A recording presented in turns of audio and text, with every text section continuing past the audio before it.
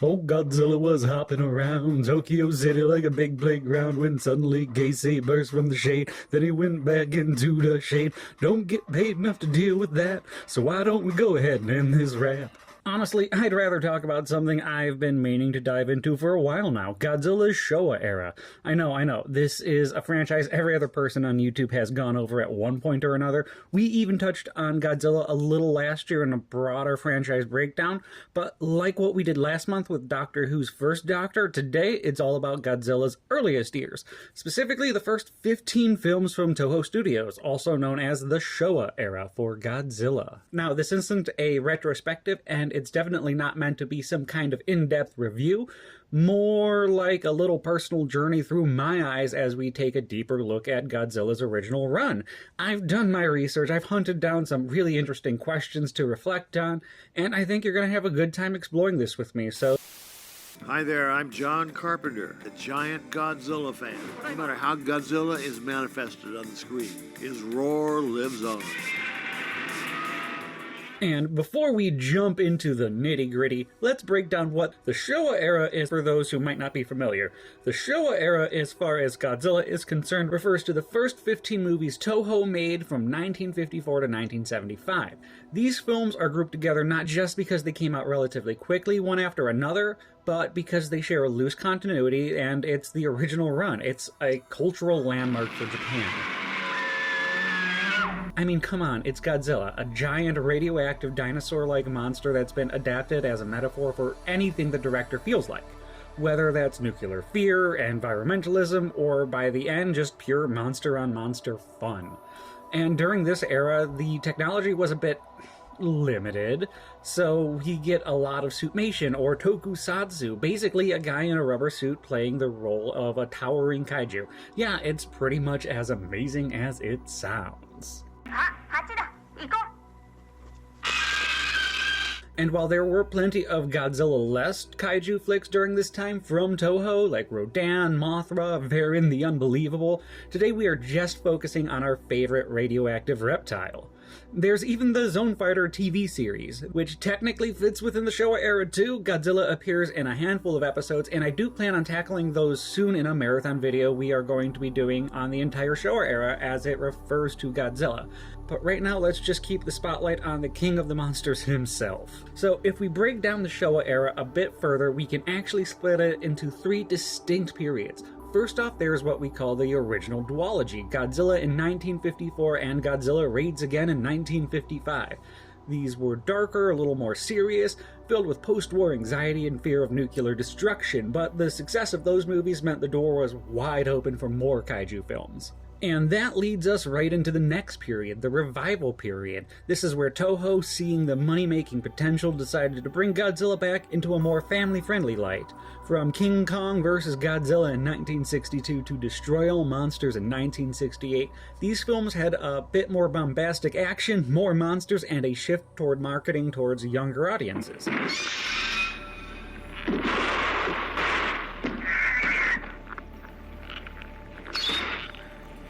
Think of this period as the one where the monster wrestling you associate Godzilla with started taking shape. The scale of the fights got bigger, the energy was higher, and the campiness began to set in.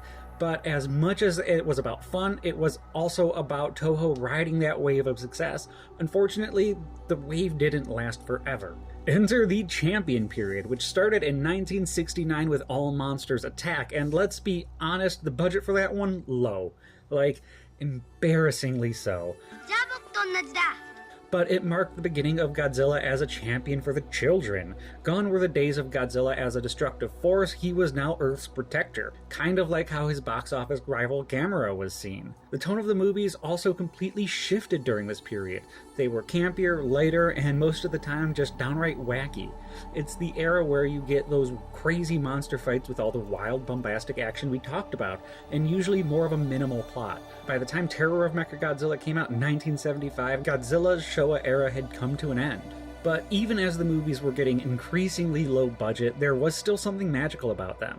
Something about seeing all these kaiju battling it out, even when the special effects weren't exactly up to modern standards. And that's why, even with all the quirks, the Showa Era is so beloved today. So, There you have it, the 3 periods of Godzilla's Showa era, broken down from the darker, more serious tone of the original films to the family-friendly, monster-filled extravaganza of the revival period. And then there's finally the campy champion period. I hope this gives you a little more insight into Godzilla's first 15 films and how they evolved, and how they shaped the cultural icon we know and love him today as we shift into those questions we talked about earlier. Something funny going on. You better check. Oh, yeah. How were you introduced to the Showa era? So Godzilla was something I'd kind of grown up with in the background. The first moving images of Godzilla I remember, well, it was the scene from Mothra vs. Godzilla, you know, where Mothra's egg is just chilling on the beach. Iconic, right? But here's the thing. There was a holiday gathering, and you know what that means. Family demands sports. So instead of getting caught up in the monster madness, I was stuck watching, well, you guessed it, the sports ball. Not exactly what I was hoping for, but hey, we all have those moments. So it would be a while before I got my true introduction to Godzilla, I guess. Fast forward a bit, and I catch TriStar's Godzilla on DVD, and I will be honest, I actually love that movie for what it is. But even back then, I knew there was something off. It wasn't the Godzilla experience I was looking for. I wanted the real thing, you know, something with that old school kaiju magic. Then came the moment that truly kicked things off. I got my hands on a Sony PSP and a UMD copy of Godzilla Final Wars. Oh yeah, now we are talking. If you want to feel like a real Godzilla fan, there's nothing quite like watching a bunch of kaiju kick each other's respective asses on a tiny little screen. I was all in, and let's be real, that movie is absolutely wild and in all the best ways. This was my first full Godzilla experience, and despite its setbacks, it was glorious. Between that time is when I got into the magic that is the internet, and also had a chance to become a little more familiar through Cinemassacre and their Monster Madness marathon, so when I got to the actual movies, I was a little bit familiar with what to expect and everything. But the big one, the one I was waiting for, came a little later. After all the Final Wars craziness, I tracked down Gojira, the original 1954 film. I actually found this DVD at the local exchange, and let me tell you, it felt like striking gold. Finally, I was about to see the Godzilla I'd heard so much about, the OG. And wow, after watching Gojira, it felt like everything really clicked into place. The heavy atmosphere, the devastation, the way the film took on real-world fears. This was the Godzilla I'd been looking for. It wasn't just about the monster battles or the campy fun. This was raw and intense, a reflection of the fears of post-war Japan, and honestly, it really set the stage for everything that followed. From that point on, I was hooked. I started picking up every Godzilla movie I could find, in batches, DVDs, Blu-rays, you name it. It became this weird obsession, and then when COVID hit, I found myself with all this extra time on my hands, so I decided to do something that felt long overdue. I'm gonna learn how to juggle. I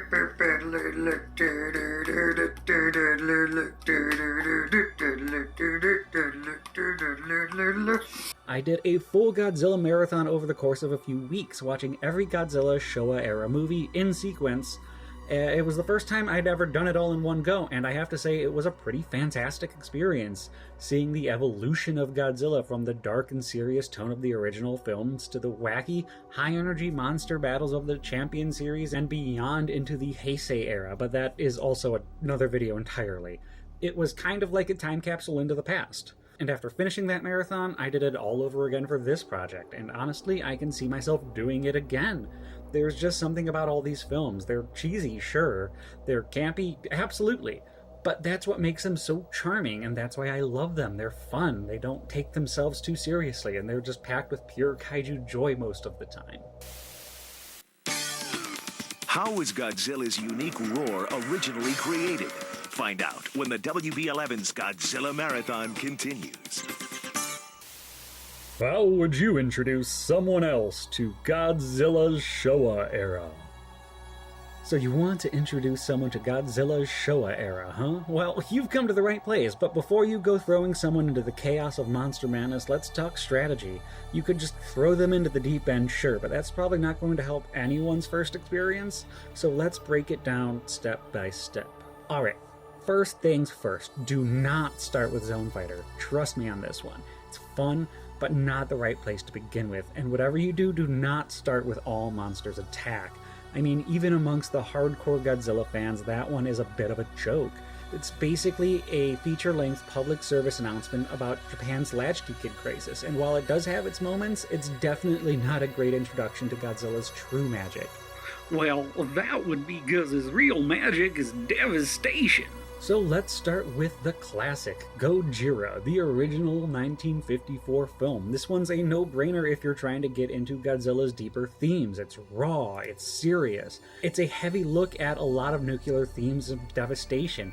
It's one of the most important films in monster movie history, and I highly recommend it if you're dealing with a slightly older audience. But for kids or someone just getting into it, this might make them question humanity more than it gets them excited to see more giant lizards fighting.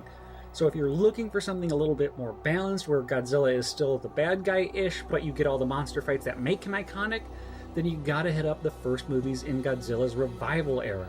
We're talking about King Kong vs. Godzilla, Mothra vs. Godzilla, and Ghidorah the Three-Headed Monster. These movies really give you that classic Godzilla feel with monster battles galore. But here's the thing, King Kong vs. Godzilla, that one it's not exactly a dark, destructive film that you might expect. It's actually played up pretty much entirely as a comedy, so it's very light and a lot wackier. And if you're really trying to go all in on the monster mayhem, Destroy All Monsters is a must-watch from this period.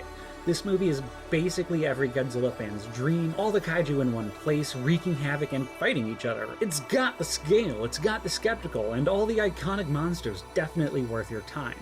Now, if you want to dive into the weird and wacky, wonderful camp of Godzilla, we're stepping into some prime territory here as well. These are the movies where you get the most absurd and bizarre moments, where Godzilla's name comes before verse. Any of these movies are great for when you want to embrace the weirdness of the Showa era. Take Godzilla vs. Hedorah, for example. It's weird, it's psychedelic, and it's downright trippy. If you want Godzilla in his most off-the-wall form, this is it. It's one of the strangest entries in the franchise, and honestly, that's what makes it so memorable.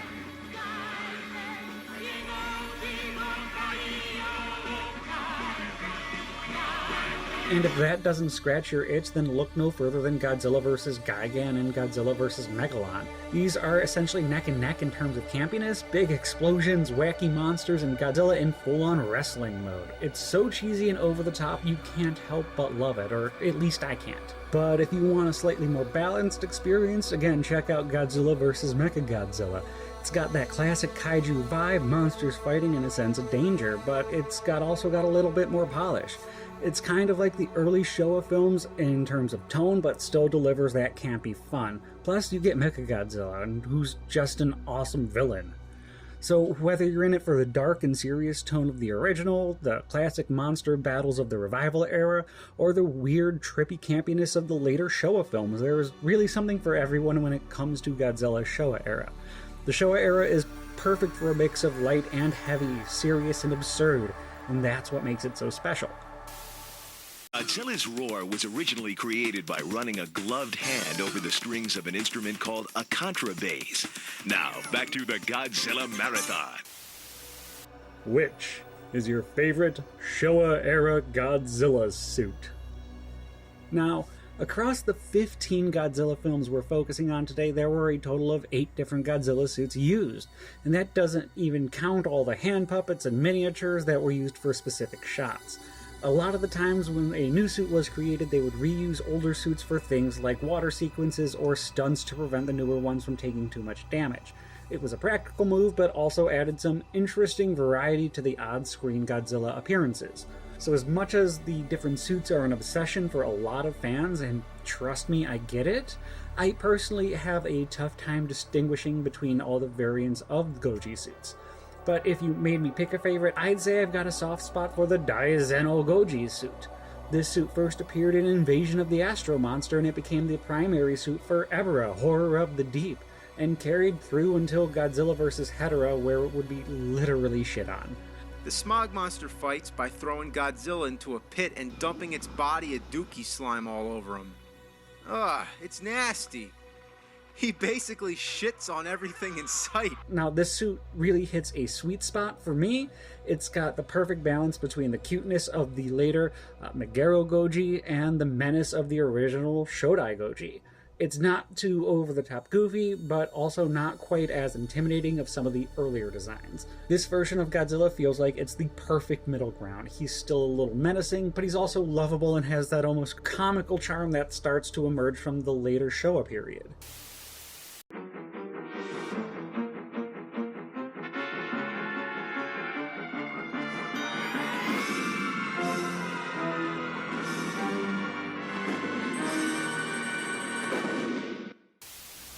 What are the themes of the Showa era? Alright, so let's talk themes. One of the coolest things about Godzilla's Showa era is there is so much more going on in these films than just monster battles. Sure, the kaiju may be stomping through the cities, but there's a whole lot of deep storytelling happening in the background. And the thing is, these themes change over time as different directors, writers, and as the cultural context of Japan shifts. But even in the midst of all the camp and explosions, there's a lot to unpack, so let's dive in. One of the biggest themes in Godzilla's original 1954 movie is the devastation caused by the misuse of nuclear power. We see the horrific impact of nuclear bombs on both Japan's cities and its peoples, and the rising dread of the potential for more destruction. But it's not just about the sorrow and loss, there's a glimmer of hope woven into that story too. Despite its horrific chaos, the film also emphasizes how communities come together and overcome the threat. Godzilla's rampage symbolizes not just the destruction, but the need for collective action in the face of disaster. Today we face the monsters that are at our door and bring the fight to them. Today we are canceling the apocalypse! Fast forward to Godzilla vs. Hedorah, and things get even more urgent. In this movie, the focus shifts from nuclear catastrophe to environmental concerns, specifically pollution. Godzilla battles Hedorah, a creature born from the filth humans have left behind, and it's a harsh critique on how both past generations and the present are failing to take action for the world. Hedorah's toxic presence is a direct commentary on the pollution of Japan's air, land, and water. Let's face it, these themes are still very relevant today, with environmental issues continuing to be one of the biggest global challenges. You know, all this talk about trash and garbage has gotten me thinking. Maybe that's what we need a little bit more of. A little more thinking. We need to think about what happens to something after we throw it away. You know, people get so caught up in the convenience of an item. Talking about King Kong vs. Godzilla and Mothra vs. Godzilla, though, these films take a big swing at the dangers of greed and commercialization.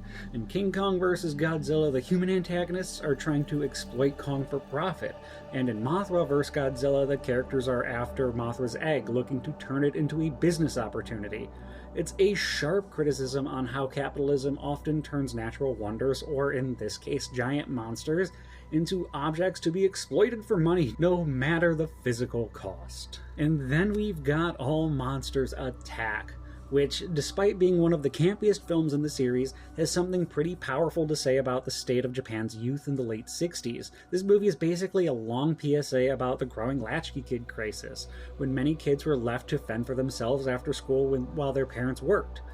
It's a personal story about a lonely boy dealing with his own fears, but also a reflection on a larger societal problem. And yeah, it might seem cheesy, but it's tackling some real serious issues for its time.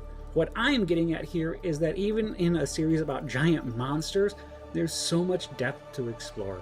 Every Godzilla film has something to say. Sometimes it's clear, sometimes it's a little bit more hidden behind the explosions and monster battles, but it's always there. These movies cover everything from the dangers of nuclear power, pollution, and greed to the struggles of society, childhood, and the human condition even. And it's part of what makes the Showa era so unique. There's always more. So whether you're watching a classic like Gojira, a monster mash like Destroy All Monsters, or something really campy like Godzilla vs. Megalon, Don't just focus on the monsters, take a look at what's going on in the background too. These films may be about giant creatures smashing cities, but they're also deeply concerned about the world we're building and the consequences of our actions. Giant insects don't stand a chance when Godzilla and his #1 son join forces in Son of Godzilla next here on Disney. Are the human plots of Godzilla movies a problem? Let's face it, these movies are named after Godzilla for a reason. The kaiju are the stars, and it can sometimes feel like the humans are just kind of getting in the way of that sweet monster v monster action, you know? But here's the thing. The human plot lines aren't just filler, they're essential to the story, especially when Godzilla is playing the antagonist or just a force of nature wreaking havoc. The humans help us connect to the world. Without them, there's less emotional weight to what's going on. Take the original Gojira, for example. It's the easiest example. Without the human characters, we wouldn't have the emotional grounding for the devastation Godzilla causes. The movie isn't just about giant monsters smashing buildings, it's about the horror and the loss that comes with a creature like Godzilla. What does it do to the people caught in its wake? How do they try to survive? The human characters are necessary to feel that pain, and they help bring that larger theme of nuclear devastation into focus. All my friends have got nuclear weapons. And even when Godzilla is less of a villain, more of a chaotic neutral force, the human stories are still important. In Godzilla vs. Mothra, for instance, the human characters are deeply involved in the whole moral dilemma surrounding the exploitation of Mothra's egg. It's the human characters who give us emotional stakes, and who let us understand the consequences of greed and exploitation.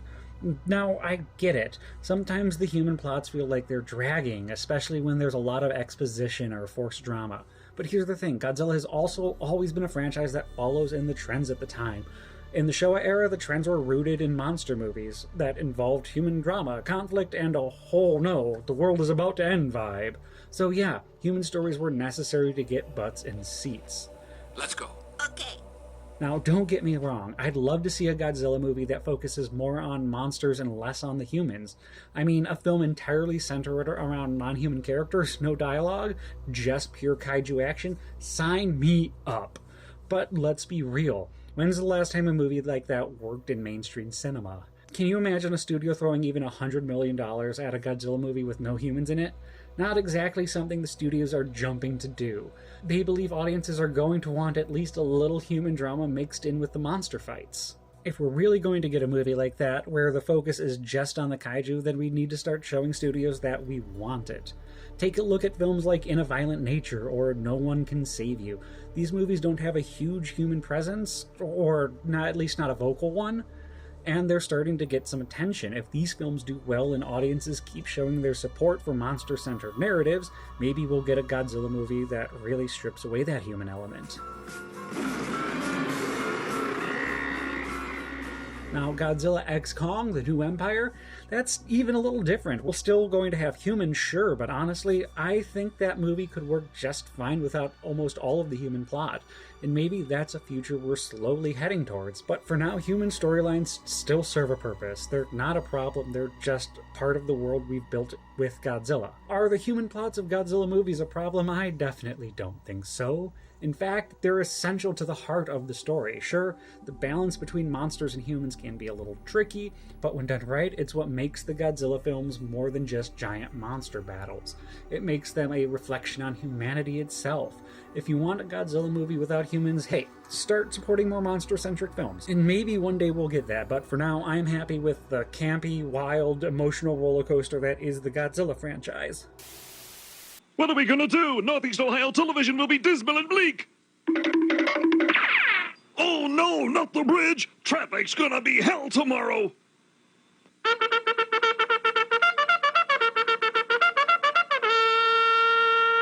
Thanks to Godzilla, Northeast Ohio television will be safe for another day of entertaining programming. Bye! Thanks, Godzilla!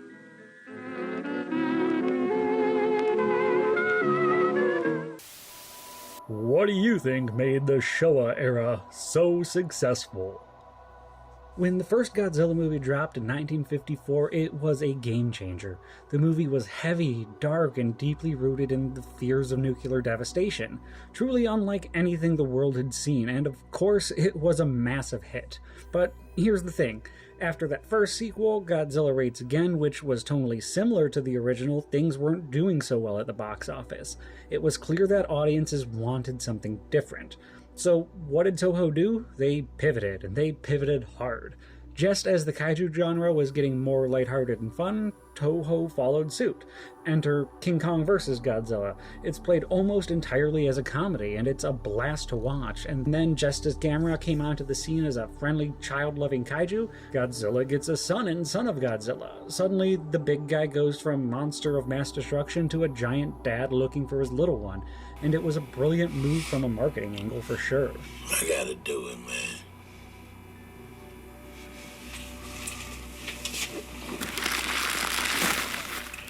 Dude.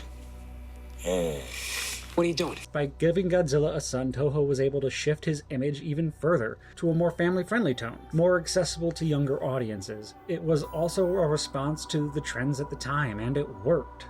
This adaptability is what helped keep the franchise alive and thriving across the Showa era.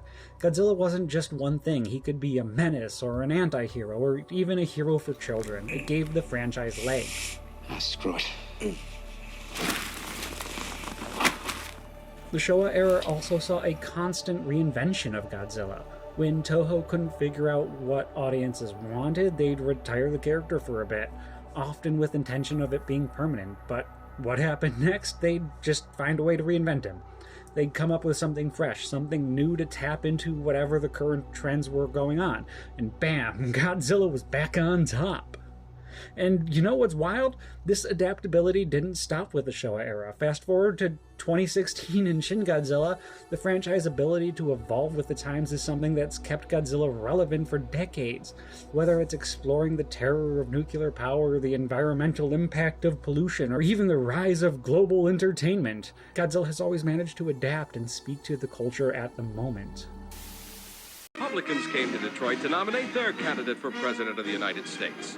Once again, the attention of the citizenry becomes focused on our fair city as Channel 7 proudly presents the 1980 Godzilla Convention. The terror of Mechagodzilla tomorrow at 4.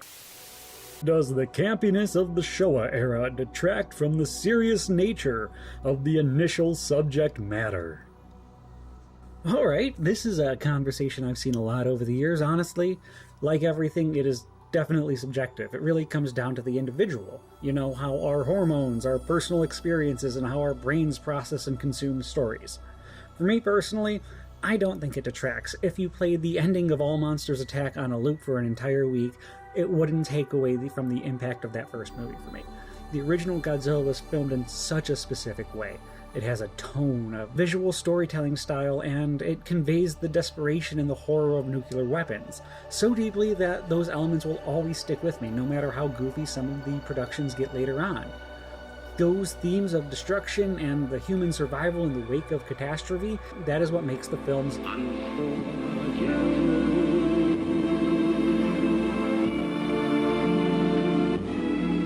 In every way. Now, that's not to say I don't enjoy a gruff, serious Godzilla movie. Honestly, I think the movies are most effective when they dig up those deeper themes of pollution, nuclear war, or even things like survivor's guilt, you know? But this is one of those rare franchises where we get to have our cake and eat it too. We get to explore the serious stuff while also enjoying the more fun, campy side of things. Think about it like this. Let the kids smash their toys together. Those movies are a big part of why the franchise remains so beloved to a younger generation. And they make money. A lot of money. Plus, they introduce newer audiences to Godzilla. Kids who might not be able to take the darker themes of the original movie, yet eventually those fans will grow up and go back to find themselves hooked on the serious side of the monster too.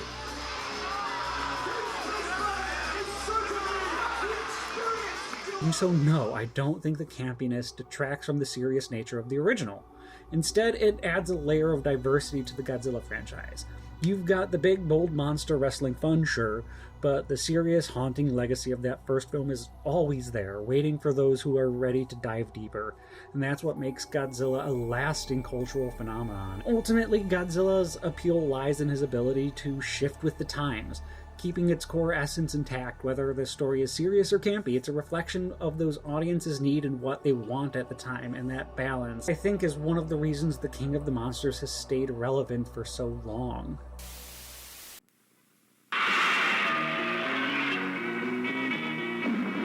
And now the Godzilla-thon begins. He's mean, green, and making the New York scene.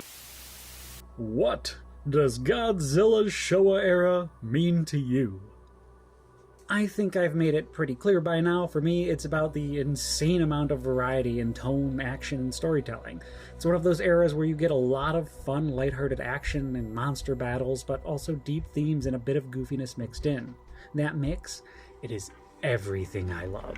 That's weird. Toho really knew how to keep the franchise alive. They'd patch things together, take scenes from older movies and slap them into the new ones to save money for the next project. It could really be seen as lazy, honestly, but when you watch these films, you kind of realize it's part of the fun. They didn't have the budget or technology we have, but damn, they made it work. Now, let's talk about the craft behind it all, the suitmation and the miniatures. It's kind of a lost art now, and you can see it all, the flaws. The seams are visible, the monsters move in a way that are clunky sometimes, but that's part of the magic. It's tangible. It's real in a way that makes you connect to it. There is something so special about seeing an actor like Haruo Nakajima bringing Godzilla to life, throwing himself into it, really committing to being a massive creature. And that's the kind of things that kids could emulate. You just don't see as many kids pretending to be giant monsters after watching Godzilla vs. Kong. Not the same way, anyway. And I'm not gonna lie, the Showa era might not be my absolute favorite of Godzilla's eras. I am all about that consistency of the Heisei era. But again, that is a later video. Today, we were all about the Showa period, and even though it's not my personal top pick, you can't ignore how important it is. The innovation, the wild monster designs, and the alien subplots. Hell, they even found a way to turn a monster movie into a story about bullies and the horrors of war. It's got heart, it's got chaos, it's got a weird, unapologetic charm. It's the spirit of creativity, the willingness to experiment with different tones, and the audacity to put something weird and wonderful into the world. Even when it might not work perfectly, but the Showa era works because it is never about perfection. It was about fun, and about stories, and about connecting with the audience. Sure, it's goofy, sure, it's campy, but I love that about the Showa era. It captured so much of the human experience, fear and fun, and even a little bit of hope. The LA Marathon is coming, but not before the Godzilla Marathon. The dubbing is awful, the action is great, and it's hosted by Michelangelo of the Teenage Mutant Ninja Turtles. Okay, so I did ramble a lot today. That is definitely what Godzilla Showa era means to me, but I want to hear from you. What does Godzilla's initial run mean to you? How do you feel about the Showa era and its impact? I have had such an awesome time going through these movies and sharing my thoughts with you. The whole project has been really incredibly fulfilling for me, and I truly hope it's been just as rewarding for everyone else, getting involved in any aspect of it. I'm gonna poke my head outside real quick and see if it's safe. Upcoming episodes on The Venture Brothers, Disney's Golden Age, Samurai Jack, Books, Superman. Okay, it looks like it's all clear outside. I actually came to Tokyo looking for a TARDIS in the first place, so I'm going to keep on that search. But before I get to that, one last reminder that I have a bunch of stuff coming up, particularly focused on the Venture Brothers next week. But until then, go out and be the king or queen or monarch of your own domain. And as always, thank you for being amazing and sitting with me through this whole thing. You've been an absolute blast, and I will catch you next time.